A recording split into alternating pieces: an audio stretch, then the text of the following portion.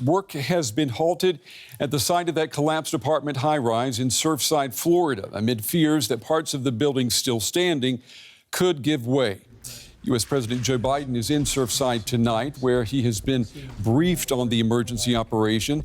He met with first responders and thanked them for their work, and is also holding a closed-door meeting with the families of people who've been killed and of those who are still missing. The confirmed death toll has risen to 18, with as many as 145 unaccounted for. No survivors have been found since last Thursday. It's hard to think about anything else for Diana Winner. Every time she takes the dog out, she passes by the collapsed Champlain Tower. Diana's aunt survived, but hopes of finding more people alive are fading. She believes the tragedy could have been avoided. I feel sad. I feel sad that people didn't really step up and say, it's time. We need to pay attention to this and do what we need to do. It's too many lives have probably been lost as a result of it. For days, hundreds of firefighters were picking through the rubble. The rescue operation is now halted as expanding cracks and other instabilities in the structure pose danger to their lives. Digging was already slow because of the risk of further collapses. The workers' emotions are another obstacle. It's very sad. The times that I've been going up on the pile and you find strollers and baby bottles, stuffed toys, it just brings a sense of reality to the moment. It's very touching because I have kids myself.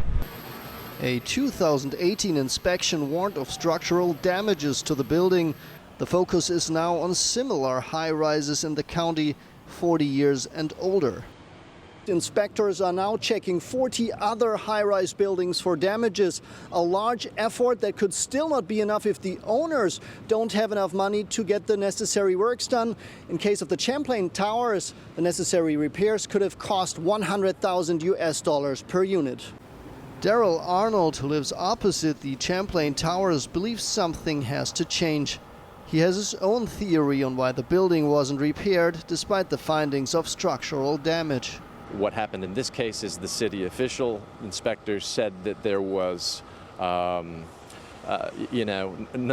to worry about imminently, and people breathed probably a sigh of relief because they didn't want to find the money to deal with the problem. I assume that's going to change in light of this incident, and you're going to have much more care and caution going forward.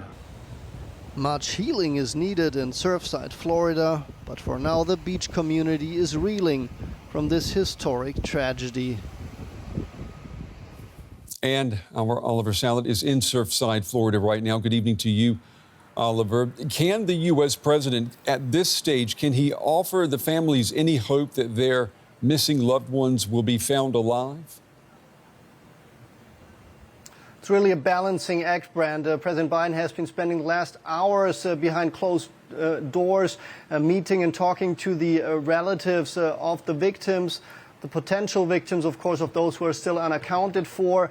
And he's really trying to find words of sympathy, but then also encouraging words, because many have still hopes that their relatives could be found underneath the rubble. Just a little while ago, we heard that rescuers heard the voice of a woman under the rubble. Miami-Dade Fire Rescue Chief confirmed that. However, no one was found at first sight, and everyone who's missing a female relative now, of course, desperately putting his hopes up, waiting for that miracle to happen, because the last survivor, as you mentioned, has been found 1 week ago in the early hours after the tower came down. Yeah, and the dangers apparently are still there at the site. What more do we know about the situation there?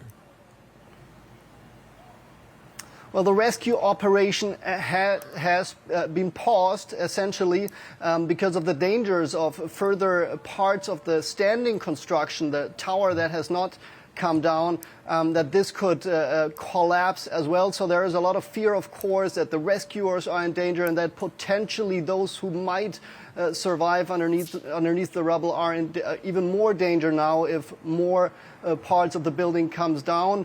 Other than that, it's a really careful operation. We've seen that yesterday when we filmed there. People really carefully with gloves, with their bare hands, trying to sift through the rubble. And that is also why everything takes so long. And do we know, our authorities, are they any clearer on what caused this tower to collapse? Well, there is some kind of a lead that has been developed over the last days. We've heard of this 2018 inspection that found some structural damages at the building. We also know that the president of the condominium association just a few months ago wrote in a letter to the owners that the situation has deteriorated. He spoke of $15 million in repairs that would be urgently needed. But that, of course, is a contrasting account to the city inspector who thought the situation was less urgent. And as it seems, the owner went with his assessment. So all of this looks very plausible right now. But of course, it's also important to point out that we have to wait until an investigation is finished, and that will take several months from now. And what about the concern that other buildings are at risk of collapsing?